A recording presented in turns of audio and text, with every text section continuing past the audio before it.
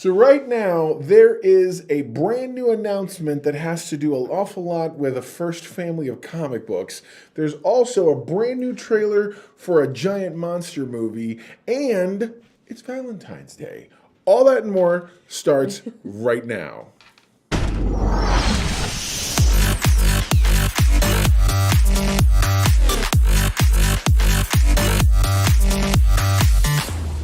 What's up, my know-it-alls? Hey, everyone. Oh, my goodness. So many fun things to talk about. So much so, I had to create a list.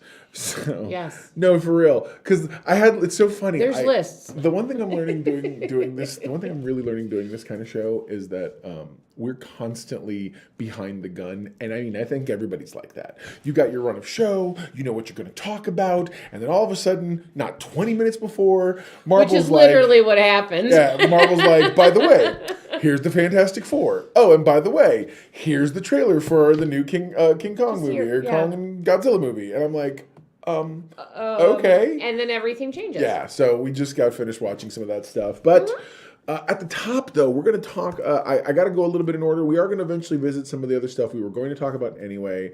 But I wanted to start with the news that the Fantastic Four has been announced to no one's surprise. No, by that I just mean like it's so funny because I was on E Extra, the entertainment website, seeing what they had to say, and one of the things that they said was, it was like, Pascal's involvement was leaked in November, but the rest of the cast was kept under wraps until now. And I wanted to be like, no. From who? Are you not on the same internet I'm on? Like, every leaker and their mom has been saying this cast, which, by the way, is Pedro Pascal, Vanessa Kirby, Eben Moss Backrack, and Joseph Quinn. I am super excited. I am too. I am. I don't care what any of the haters say. I think this is probably as good a Fantastic Four as you could possibly ask for. I think we all know, because of everything that was leaked, I think we got used to the fact that Pedro Pascal was playing. He's going to be Reed. Reed, yeah. Absolutely. No, for sure. And then we had news that Vanessa Kirby was going to be the Sue Storm a while back. The big news for me was confirmation that Joseph Quinn is going to be Johnny Storm, which is that's Sue Storm's brother. But if you guys know Joseph Quinn from Stranger Things. Yes. I was super excited to see him and find out he was going to be going to do this, especially because we're used to seeing him look at that kind of 80s thrasher look. Mm-hmm. And he's really done a really good job as far as I could tell. And so then of course, Eben Moss Backrack, who's right now, he was the Emmy-winning Best Supporting Actor for The Bear, which I thought was awesome. And so, a good cast. I think next... you give us who the villain is and whatever they got going on in the movie. Who do you think it's gonna be? It's gotta be, if it's not Doctor Doom, it's a missed opportunity. But I can see why they wouldn't. I know it's not gonna be the Mole Man. For those of you who aren't familiar, the Mole Man was literally the first enemy that they faced when they got their powers. So yeah. That would be funny. Who are the Fantastic Four? Well, for those of you playing at home, the Fantastic Four are Reed Richards, who is a brilliant scientist who can stretch. He's sort of and they're called the first superhero family of comics because they were literally the first team, if you will. Then you have Sue Storm, who her powers are that she can make herself invisible. Later on in the comics, she found out that invisibility power was actually a form of force shield she creates that allows her to bend light around her. So she's not physically becoming invisible. Okay. The force shield around her is pushing light away, thus making it look like she's not there. And then she can create force fields out of that same power. And then of course Johnny Storm, Human Torch, flame on, turns into a big fire, and then turns into big fire. That's right. And the Thing, which is going to be awesome. The Thing is literally a guy. His skin turned to like rock. It's like he's a massive rock. Yeah, it's gonna be good. It's gonna be. Who was the original rock? The original rock monster. The original rock. See what I did? If you smell totally what the Fantastic Four are cooking. I'm actually really interested to find out what they plan to do with the story. So one of the things that I had heard about was that they're not. It's not going to be an origin story. I was just saying, we're going to get another origin story. No, I do think they're going to have to because the Fantastic Four have to come from somewhere. I have heard all kinds of theories online. I'm a firm believer that most likely what you're going to find out is because apparently they are from the 60s or whatever. Like they're from an older whatever. Okay. That because it's supposed to be very period. At least a part of it is supposed to be, which tells me that chances are either it was a part of a government thing and the government doesn't know they got powers, but they were lost. Okay. But they were sent to investigate something. And then when they went to investigate, they were gone. They've probably been traveling. I believe that they're going to probably say they've been traveling the multiverse. And I think we'll probably get images or video footage of them de-aged, so it looks like when they were younger. And you'll see Pedro Pascal not looking rough, and I think he's going to look like a rough, rugged Reed Richards, which is very in keeping with the storyline that eventually becomes Secret Wars. So we're getting Avengers Secret Wars eventually down the road. So that makes sense. All of this is coming together in a way that has me really interested, especially because I jumped into the Fantastic Four. So back in the late 90s, early 2000s, Marvel was before they were the Marvel we know today. When they had a lot of bills to pay and were like, we need help doing something. And I could be wrong about the characters. But I'm pretty sure Joe Quesada called up and they was called up the Image guys. Rob Liefeld, Jim Lee, Rob Liefeld, creator of Deadpool. And he said, hey, we want you guys to come and reboot our biggest titles. We're only going to do, and we're going to do for a period of time. And they said no. And he goes, no, really, come on. And he goes, they said no. If we're going to do it, you're going to sign a contract that you do not get to mess with us, and we get to do whatever we want, and it's a time period thing, whatever else. And they did. So right on the heels of this of a miniseries called Onslaught, for those of you playing at home. It was Professor X and Magneto's brains merged together, big monster, whatever. Big monster, whatever. Yeah, it's a thing. It's a comic book thing. Trust me. Yeah, exactly. So what happened was that they were in a pocket universe. The universe was falling apart, and they were in a pocket universe. They rebooted Captain America. They rebooted Iron Man. They rebooted the Fantastic Four. Okay. And when the reboot of Fantastic Four happened, Jim Lee, one of my favorite all-time artists, he's now one of the creative president, whatever the heck, over at DC Comics, and so the guy's awesome. His Fantastic Four was so beautifully drawn. I was like, oh! If you ever get a chance to see some of it, I'll put some of it on the screen during the replay of this, and it was really amazing. It was awesome. Yeah, so I'm hoping. And they have a very storied history in general. They do. And to the point that it's funny, a lot of people talk about it's hard to write Superman. I feel like if you eventually if you were to hand someone the Fantastic Four currently as a comic book, it's real, where do you go? Yeah. And so they've gone galactic and cosmic, and in the comics, they've gone bigger and bigger and bigger. So I have a lot of hope that there's going to be some good stuff that comes out of this movie. Comment below. Let me know what you think about the new Fantastic Four casting. Were you surprised? Because if so, what rock have you been under? But yeah, no, I'd love to hear more about that, and we can talk all about that again real soon. But for now, let's switch over to the new Godzilla trailer that just dropped. Yes, and it's kind of funny, and go ahead. It's okay. You can poke fun. But every trailer I've seen, every trailer, there's only been, one? Yeah, no, there's the second one. This is the second one. Yeah, well, the first one's considered the teaser trailer, but it's basically a trailer. I couldn't figure out who the villain was. Right. What is the antagonist-protagonist relationship? Right. Okay, so, and you helped, and after watching it, I go, okay, who is the villain now? So. No, and to me, it's Orangutan Kong. I call him that because he's like a big orange ape. Orangey brown. Yeah, and I'm like, whatever. And so this trailer was much more of a story trailer. By story trailer, I mean usually the first teaser trailer is cool stuff. It's like boom, Godzilla, King Kong, and lots of hits and beats and whooshes and all kinds of stuff, and then eventually. What were those? Whoosh, and then culminating in the ever so cool running scene with Godzilla and let's talk about and Kong, who are apparently heeding the call to action. Anyway, it was a little that was a little bit much. Oh, it found its way into this trailer though, still. So clearly they're proud of that scene. They look like running superheroes. They totally do. So you get this really interesting. So the story that they've laid out is that you find out.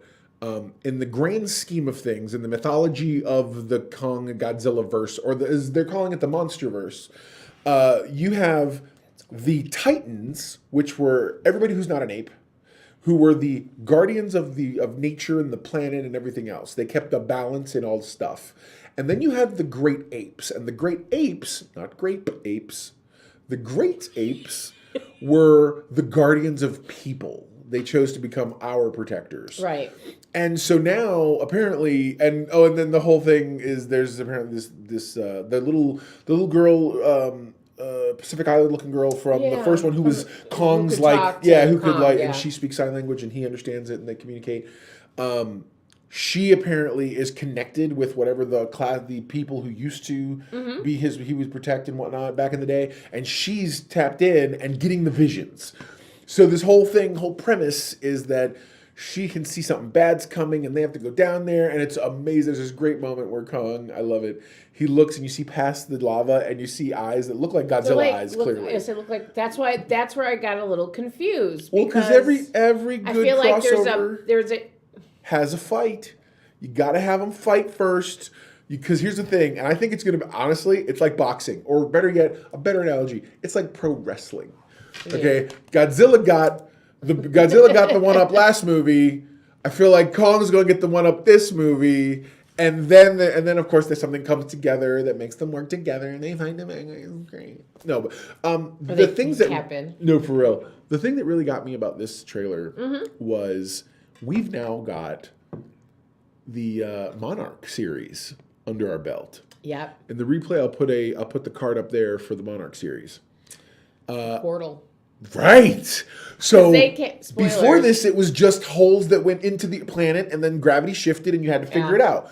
The Monarch series showed us that they actually go through some kind of a weird in-between dimension, right, before getting to the inside Earth destination. And so this married those two concepts, and you saw them go through a portal, which I thought was dope. What I thought was, it looked very much like, this is why I said spoilers, it looked very much like when they came out at the end of Monarch. Yes. Them going in versus, so I'm like, that's pretty cool. It just, to me, I liked that. I liked the fact that it feels like the two departments, the TV side and the film side, are talking. And I like that. That's awesome. Yeah, absolutely. Lionsgate's doing a good job. So I thought, overall, are you excited for the Godzilla movie? I am, actually. I don't think I would have been if I hadn't watched Monarch. What do you think about Barbie Godzilla? I'm sorry? With the pink?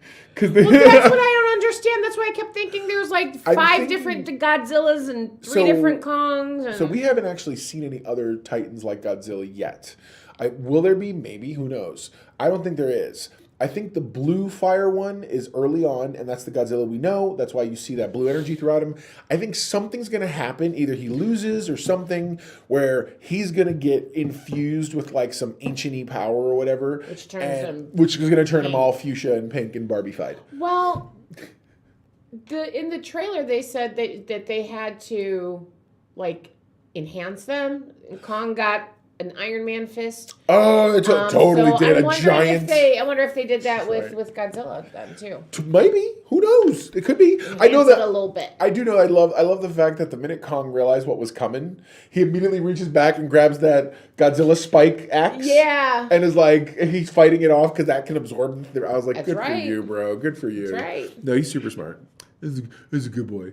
He's a good boy. Totally. So, any other thoughts about the Godzilla No, Monarch? I'm just excited about it. I don't think I would have been if it wasn't for Monarch. Agreed. No, absolutely agreed.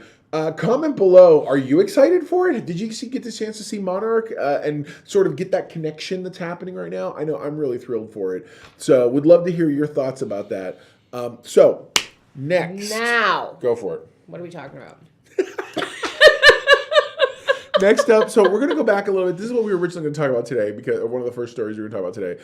But it's a lot of things have happened since then. Super Bowl just happened. Yeah, and that's okay. We can still talk about it. No, but mainly it's the trailers and stuff, because I didn't really do any trailer reactions for this because I wanted to talk about it here on the show. And I was super excited because the Deadpool trailer dropped. A couple other trailers dropped, and we can talk about some of those too. But for me, man, that Deadpool trailer, I thought it was a teaser. It was really good. Mm-hmm.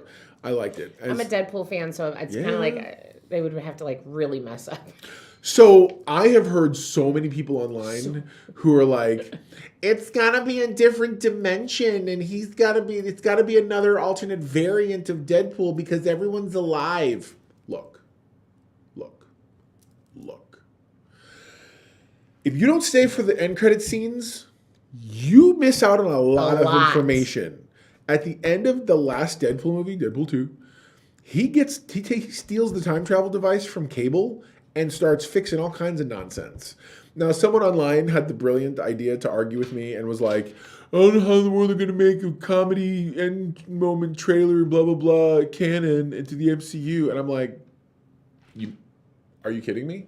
Like, literally, all right now, you're talking... So you don't understand how the comedic, goofy character who breaks the fourth wall all the time is going to be in a... Like, there's literally a scene in him when he's doing all that gun fu, okay? There's a giant Fox, 20th Century Fox logo on its side. Is that serious enough for you? Or whatever? I mean, literally, the thing is a giant...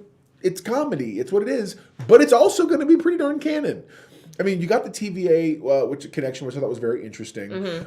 We have heard from some people that it's not necessarily the same TVA, but I think... I know I heard a couple of folks online as well, and I do agree with this sentiment. I think it is the TVA, but it's TVA after Loki season 2. And so they have a very different mission. Different mission. That makes sense, like where it would fall. That makes sense to me, yeah. I can see that. Right now, the belief is, in the storyline, that Deadpool is going to essentially be most likely recruited by the TVA to help, to help assemble a group, potentially to, and now the theory from some folks is that they're going to, the fan theory, if you will, that they're doing it in order for him to raise up an army to face the Kangs. I don't know if that's true, and I have no confirmation one way or another for that. I personally think it's going to be... I kind of like that. It is. It's a neat concept for sure. We know we're going to get other Deadpools because of different set leaks and stuff that have happened. Spoilers if you're not on the internet following stuff. I'm sorry. We got to see a brief bit of Hugh Jackman. We also got to see the back of what looked like Wolverine's head in Madripoor, which is the character Patch. Now, right now, the prevailing theory, because it has suddenly been rumored that Daniel Radcliffe is playing a cameo part, I think Daniel Radcliffe is doing a John Krasinski. I think they were like, hey, we'll make you this Patch alternate version of Wolverine, because the internet was trying to cast Daniel Radcliffe as Wolverine, the new Wolverine. So I think that's a... Okay. I don't believe he's going to be the final Wolverine, but I do believe there's every chance that he's going to be a variant of Wolverine. So I know that there has been some attempt to clarify things online by various accounts that you can take them tongue in cheek if you want. There's a difference between a variant is the same character from the same timeline. When a character looks different, they are the same character from a completely different universe, an alternate or parallel universe. And that's the part that people don't seem to get. Loki helped bring back the multiverse. So he's holding together more than just our timeline or whatever else. Right. So for instance, to put a more precise picture on it, there's a time, and within our timeline, there's another version of us who just dress differently, maybe have different color hair, whatever else. Right. In an alternate universe, there's another guy that's me entirely. Because of whatever. My mom married someone different. They had a girl instead of a boy, whatever. Who knows? Any number of reasons. So that's the difference. Now, why did I tell that long story? I think that's where they're going to be. That's where this whole thing is going to hinge when it comes to Deadpool. And I think what we're going to end up with is ultimately whatever's left is going to dump into the Marvel Cinematic Universe moving forward. That makes sense. It's a fun theory too. I mean, absolutely. Well, it's a fun way to say goodbye to old characters. Yeah. It's a fun way to get a little bit of a different start on things without having to jump into your full blown X-Men movie. Yeah. All this stuff right now. You get to have one last hurrah, say goodbye, and the other thing is, this movie broke all kinds of trailer records. I'm talking big trailer records. And I'm firmly of the mindset that chances are this movie is going to do easily $1 billion. Easily. if they're not careful, this movie could push $1.5 billion, possibly even kiss up to $2. I mean, it looks like it's going to be amazing. And so, it's Deadpool, and they've done well. Super well, absolutely. Yeah. One of the other trailers that came out was for the movie Wicked. Now, we had a chance to watch it. I've seen some snarky comments online about how it looks kind of like an SNL sketch, and that may or may not be true. I don't know. But I saw Wicked for real. Yeah. And it looks good. It looks good. I think the story's going to be a little different than what's on Broadway. Is it a musical? It was.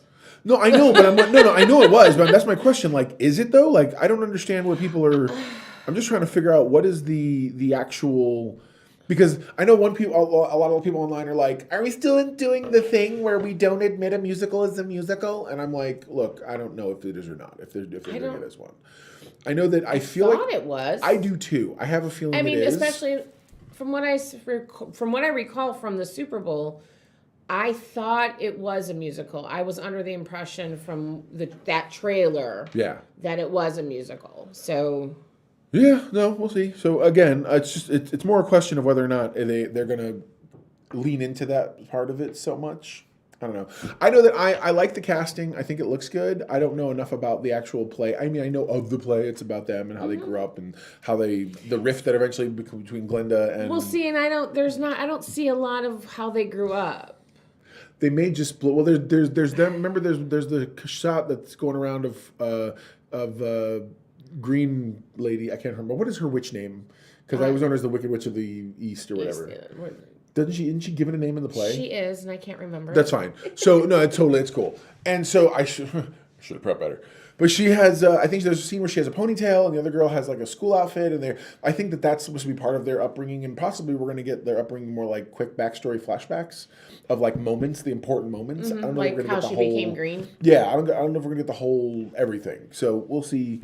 At the end of the day, I'm not sure that I'm a big fan of the person of color playing the witch, only because it feels a little on the nose, no pun intended.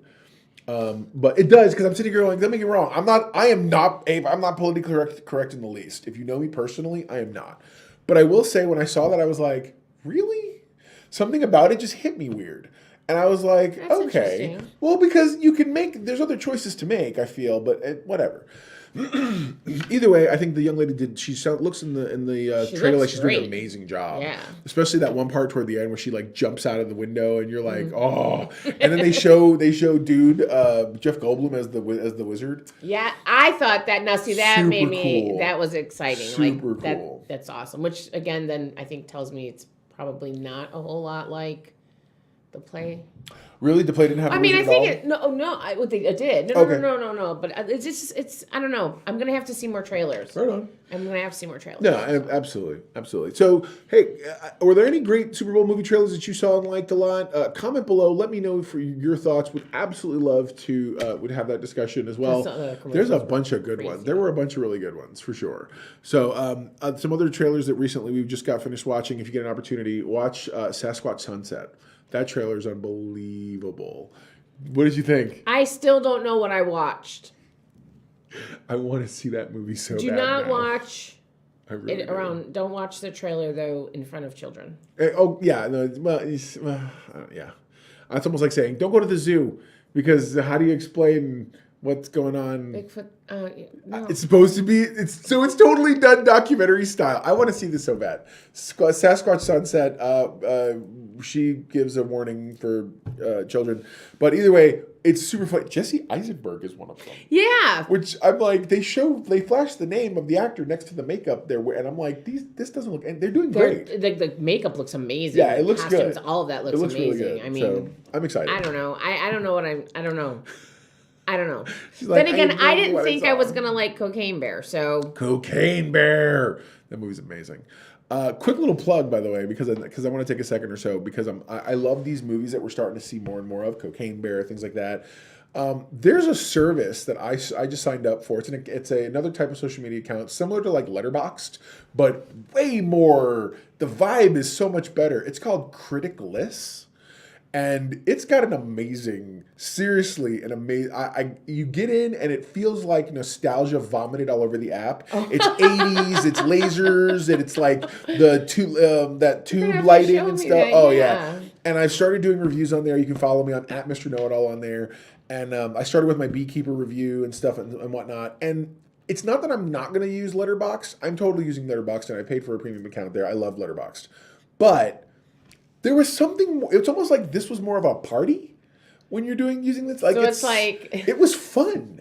And like people I posted my review, and almost immediately people were interacting with me. And that's not the point. I'm not like, you can totally find an audience. No, what I loved is just people were like, oh, I saw that movie. Yes. Just the conversation. I love this. I love that. Yeah. I thought it was so cool. And I was like, this is so much fun. Just the conversation, sure. Absolutely. So it's the Critic-less app. On the replay, I'll put the logo on the screen so you see what I'm talking about. And you need to get an opportunity because it was really, really interesting. And I'm going to start using it way more. And they're on all the different socials as well. So you can kind of start seeing a little bit of what the reviews are about. But yeah, any other thoughts about the Super Bowl and the commercials we saw? The commercials were horrible except for the trailers. That's all I have to say. So that's why I'm like, let's just talk about the movie trailers. Right on. All right. We didn't even get Clydesdale. No, for real. We didn't get Clydesdale. No, we did kind of, but it was fake. Anyways, comment below. Let me know your thoughts on the Super Bowl movie trailers and what movies you're excited to watch. So next, I have a really interesting story that's about to come out of left field. So Miss Know-It-All and I saw recently, we watched, again, just because I wanted noise, and she walked in and we kind of forgotten we had seen this. Which doesn't say a lot for that movie, but it is a good movie. Transformers: The Rise of the Beasts. Oh yeah, we did watch that. It was excellent, and I enjoyed it. It felt very much. It was a good continuation from the Bumblebee movie, and I thought it did a lot of fun and very interesting things. It set up Unicron and set up some really cool things. Mm-hmm. But the biggest thing it did at the very end was set up as our main character. I want to call him by his Hamilton name. I can't remember. Anyway. The Puerto Rican actor. I'm sorry, my people. He is. So what I really loved was he sets up G.I. Joe exists in this world. Mm-hmm. Okay, that's the last you hear anything about it. You haven't really heard much more news about it. And then recently this week, comicbook.com dropped the fact that one of the producers on the Transformers movie said that a future G.I. Joe crossover is coming. And it potentially is coming way sooner than we think. I'll put a link in the description below for you to check out. Again, once this is all finished, I'll make sure that the description gets updated.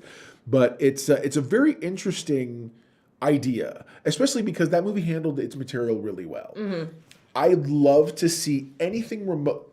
I'm not looking for Michael Bay's Transformers to meet the G.I. Joe movies we got. I don't want anything to do with that. You want something brand new. I like this Transformers that we're getting now. Yes. Have someone be as loyal to the material and give me that version of the G.I. Joe and have them, whatever the fight's going to be, if I get a Cobra Commander who even remotely sounds like the original, man, that will go right up there next to having Peter Cullen as Optimus Prime forever. Forever. So it's like this. That was I don't know if you remember it all. Do you remember G.I. Joe at all? The cartoon.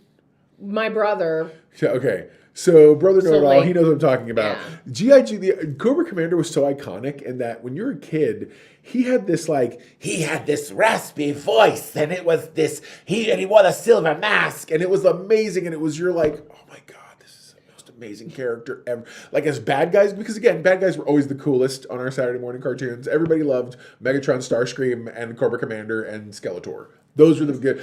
Okay, Mum-Ra has the guy who had the cool transformation sequence in Thundercats. Okay, the good guys always were like, we're going to be the good guys and we're this and that. The bad guys had all the fun. All right, I'm sorry. Evelyn, she was having fun. So, no, legit. But yeah, so I would love to see this movie, and I would love to see them do it justice, and I would love to see them really and I'm not even talking just the characters. You give me their cool G.I. Joe tech, give me the little bridge fold-out thingy, give me all the stuff that's supposed to be toys. That would be so dope. We have that type of technology where they're with VFX and stuff. They better be able to do something like that. If you're listening, Hasbro, here's what needs to happen. Hasbroverse. Okay, you do your crossover to introduce G.I. Joe. You go in slightly reverse order. This Transformers movie, the crossover movie, give G.I. Joe its own movie, and you build me a G.I. Joe that eventually gets to Serpentor and the guys from the G.I. Joe movie. Dude, Serpentor in live action would be so dope. I have no idea what he's talking These are, about. trust me, these are hardcore. The passion coming out of Y'all him know what I'm is talking just... about. You know what I'm talking about. No, for real. It's cool. No, it's good. It's good stuff. Comment below. Let me know what cartoons from the 80s would you love to see converted into live action? But more specifically, are you excited for the possibility of a Transformers and G.I. Joe crossover? I am. I wasn't before. I kind of am now. I am because my brother's the whole love Transformers. Sure, There's Transformers all over the house. He did have G.I. Joe, so it's like that brings back memories from my childhood just because of my brother. Yeah, no, right on. All right, so next we'll talk a little bit, quick little bit about some interesting things happening in the world of studios and that studio space. Yeah. As a Star Trek fan, Paramount has always been one of those places where the movies and obviously and whatnot and all this other stuff, but then ultimately they've become the home of Star Trek. Now, the movies notwithstanding, because they've decided to license those out, I totally get it. News dropped this week that they're about to fire or dismiss 800 employees. Now, that in and of itself, that sucks. It's really bad. But what I want to go deeper, because that news, on the heels of the news that the Allen Media Group made a bid for Paramount. I think it was somewhere in the figure of like $18.5 billion or something. That's all debts and everything else. Clearly, Paramount wants something a little bit more, whatever else. But that all suddenly starts to jibe. So people were like, "Oh, well, Allen Media Group, Business Insider." I was reading an article was like, he bids all the time on stuff. He likes to do this and that, whatever. Like nobody was taking him seriously. This news. Wow. So corporate America being corporate America, and yes, it sucks, but let's talk about what it tells us. When you fire that many employees, this close to the news and realm that people are swimming around looking to buy in or invest or buy your company, that means you're trying to raise the actual value of it. Now, it may not be, I don't know how incredible. Now, the truth is, if you were to take a median of about, let's go $32,000, which is like nothing. And chances are everyone there is making closer to $75,000 or $100,000. But if you go with just starting at average $32,000 a year, let's just say. Every single one of them. All 800 equal about $25 million. So now you tell me, now again, you play with and that number in there can fluctuate, but that's that plus some other things they're doing, they're trying to raise their value. They're trying to raise their value quick because they want somebody to take them seriously and they want to be able to make I believe, a decent counter offer. So that, I'm telling you, Paramount's looking potentially, they're gonna get bought. I believe it's coming. So what happens to everything then when they get bought? Because so it's inevitable, is what it sounds like. Somebody's going to buy them. Yeah, let's go with the idea that it's the Allen Group. Okay. If it's the Allen Group, they've been known to, what they'll do is they'll go in, and the first thing they're going to do, I believe, is they're going to shore up. Okay, Star Trek and everything that makes us money goes here. And we're not going to mess with it. We're going to either, I don't know whether that'll stay Paramount Plus or if they'll take Paramount Plus down as a failed experiment, whatever, and then relicense out everything to some place, or if they'll just keep their one streaming service for their one set of things. Who knows? A deal will have to be made. Most likely, if they were to make any kind of a deal, because now visits from David Zaslav from Warner Brothers make a little more sense. Here's why. If they wanted to do anything, it could be to set up a partnership for licensing, not licensing where Warner Brothers would get any ownership, but for distribution. So essentially, Star Trek would shift. That's right. Trek would shift homes to a Paramount icon in the HBO Max or in the Max app. So now you know how you have Cartoon Network and this other place and this other place. You would suddenly have a Paramount icon, which would have all the Star Treks. That's where they would go live from now on. That would be the home. That's what you would do. So instead of Zaslav maybe wasn't trying to make a bid buying Paramount. Zaslav most likely they were probably meeting with him saying, "Hey, listen, we're having serious behind the scenes talks about selling the company, which means we're going to have to dismantle some things. What kind of deal can you make us to become the exclusive home of Star Trek, so that when we go to this deal, we can say, hey, we've already thought through how the disassembling of all these pieces will work. Here's the contract in place with a monetary value that would allow that to happen.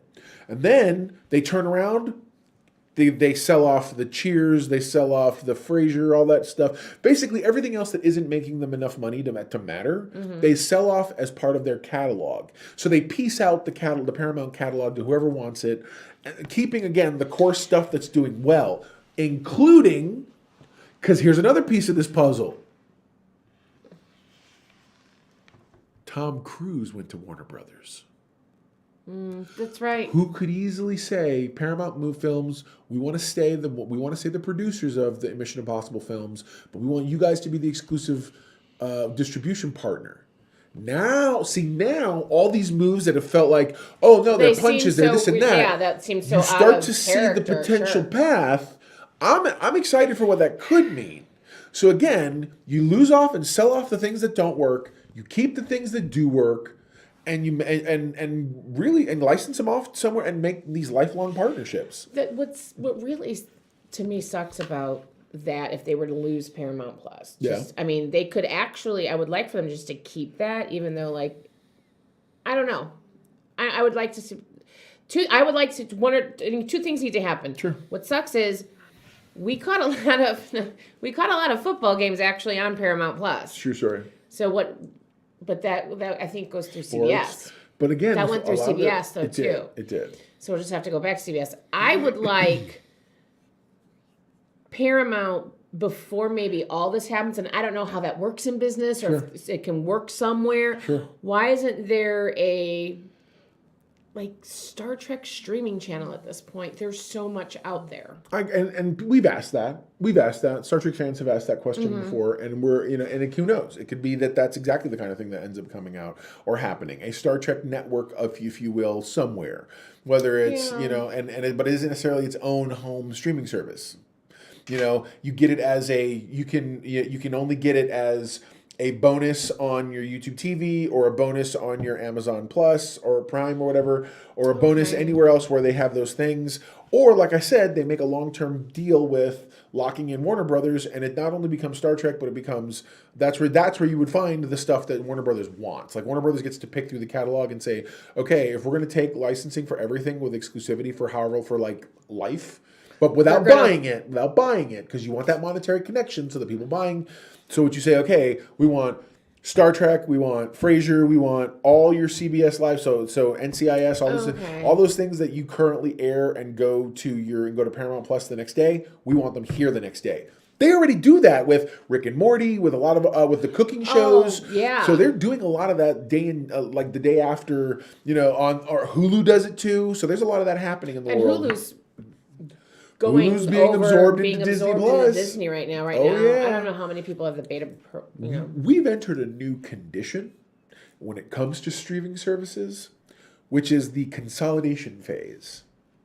Everybody realizes when you have the Super Bowl literally having 132 million viewers from one thing, like not from a different source, like one place. That says something. Now, I'm not here to fight with and argue about whether that was Taylor Swift who did it or whoever. It doesn't matter to me. But my point is, that's huge and that's telling. Why do you think Netflix decided to partner with wrestling, WWE? Okay, why the great experiment that had Peacock being the sole place where you could get one of the playoff games, the football games, and it was one of the highest viewed games they'd had. Okay, streaming services aren't dumb. They're like, well, shoot, let's get into the sports game. Let's do it. And just start. So little by little, everybody's gobbling up their own market share, building to something else. So again, we've entered a new condition, I believe, in the streaming wars. But yeah. Well, and you said sports, and you brought up something that actually, Baby Know-It-All softball player. Yeah. So we're in spring softball season right now. So that's college softball. ESPN. And I said to her, I go, other services are carrying. Yeah. It's not just ESPN anymore. Although, but like we just mentioned, with the streaming wars, so to speak, ESPN's doing the same thing. There are several different sports services that are starting to come together and say, hey, what's it going to take for you guys to come in and take over this piece and do this thing and whatnot? Like literally, Disney's looking to have somebody else take over the ESPN side of things and sports and make that an entire thing and become like a super sports streamer. So you could very well find someone consolidating sports into one massive streaming thing down the road. Do you think this is going to hurt all these streaming services in the long run? And let me explain that. Is because I feel like every time we turn around, we are moving where things are, where shows are, where like we're getting shuffled around. When Peacock came out, The Office was pulled. Yeah. Now where are we going to be? I always went to Hulu to watch my Golden Girls. Right. I can still go to Hulu, I think, but when I click on my Hulu account, because we have our Disney account and the Hulu account, and it's all this confusionness. That's a word. All this confusion. I think people are gonna I don't know. That's frustrating. So I believe Hulu was a really massive undertaking. And when Disney bought Fox, they bought the commanding share one of the larger shares of Hulu. Then now they've acquired, I believe they've acquired or are in the process of acquiring the rest of Comcast's shares, which would effectively make Hulu theirs. And I think they're kind of, I'll be honest, I don't know what state that scenario and situation is in right in this moment. But either way, I feel like, it's like what you're saying. They're pulling them, everybody's consolidating and things are shifting and moving. I believe very much we could either see Hulu itself as a brand disappear and just be something that was, but all the properties from it get absorbed into what is the new biosphere that is Disney. Mainly because it didn't cost a lot of money to consolidate. No. Now, what does this mean for things like physical media and whatnot? It's difficult because these people own your entertainment at this point. What are you going to do? So it's you have to take each of how the evolution of all this is happening. Yeah. One step at a time and kind of see where it ends up going. So yeah, but comment below. Let us know what your thoughts are. I know one thing. I'm really glad the Thundermans are here to save Paramount. I don't know if you saw the trailer for the Thundermans. It's the saddest thing I've ever seen. It looks like something from the heyday of Disney, the Disney Channel, not even Disney Plus, Disney Channel. So it's campy, it's bad. It almost reminds me of Battleborgs. It is not good. Yeah, Battleborgs was discount Power Rangers. Anyways, it was so bad. So yeah, comment below. Let me know your thoughts about the streaming massiveness, about Paramount, of all these things we've discussed. I'd love to absolutely talk a little bit more about that. So we're nearing the end of the show, and one of the things that you had talked about that you wanted to talk about beforehand was we want to get into some Doctor Who right now. I don't have any proof. No, I have proof. I just don't remember where I read it online. I sent you the screenshot, unfortunately. Yeah. And I thought it was interesting because do we bring River Song back? See, and I think the answer for me is real simple: no. I don't think you do. I think I feel. Don't get me wrong. Big Finish has been doing some audio adventures. They just had River Song meet, because remember, River's seen met his faces. She has all the faces. We know she met Peter Capaldi. I believe she will have met, in the Big Finish, she's met the 4th Doctor. She met Tom Baker's Doctor. I think she also met the 8th Doctor. Okay. And so at the end of the day, she's very much in the audio side of adventures, which some are canon, some are not. They're considered more what's called B canon, and the things they pull over. So, but yeah, I don't think you do. I think that story's run its course, and I think that Alex Kingsley, unless you have her somehow regenerate again, or even though she lost that ability, like the character itself has run its course. I think it's a big swath of his life. I think it's totally fair to reference it in the future and to talk about, my wife, and this and that, blah, blah, blah. But I feel like having her come back, I don't know, man. It's just... I don't think she should come back. No, yeah, I don't either. But some people are like, she was an amazing character, and she was, and she could do so much more with the new Doctor, which is like, why wouldn't she be around if she's like, you know what I'm trying to say? I do. I think it's because her doctor was Matt Smith. Yes, her husband was that doctor, right. and I don't think it needs to change. I really don't. But I see it could, because she was an amazing. Yeah. Well, and who knows? Time Lord law may be that once you regenerate, all those things disappear because they know you're going to become roughly a different person, a different personality, different whatever. So it's like, oh, I regenerated. Sorry, I'm not married to you. My bad. It's like, seriously, I just you're not my cup of tea anymore. Whatever. We're done. Yeah, no, we're done. But I think that's still a very interesting. There's an interesting thought process, interesting thought game. I'm sure there's fan fiction out there that's probably galore. So anyway. But yeah, so comment below. Let me know. Would you like to see River Song return in Doctor Who? I know it's like a weird request, but I mean, it's like, I totally see why we would have her back. And I totally see why. And I don't remember who said it, but her song has been sung. River Song has been sung. Absolutely. I'm a big believer there. That's pretty great. One last thing to plug before we go. I have started. This Saturday we're going to re-premiere the Know It All Files. I have really interesting stuff to do. It's going to be a lot of Star Trek based stuff. I've gone back into the world of Quora, gone through some of the comments from various videos, and found your questions, the internet's burning questions, and going to be answering them in a fun way. Also going to be joined by a brand new computer on my Star Trek set here, and so I'm looking forward to you guys hearing a classic voice, and it's going to be great. It's going to be a good time, and so hopefully you will tune back in for that, as well as, of course, tomorrow morning, we're gonna have the brand new review of Halo Season 2, Episode 3. Which is going to be... Oh my gosh, that is tomorrow. That is tomorrow. I keep forgetting today's Wednesday. No, I know. It's like, where is it all gone?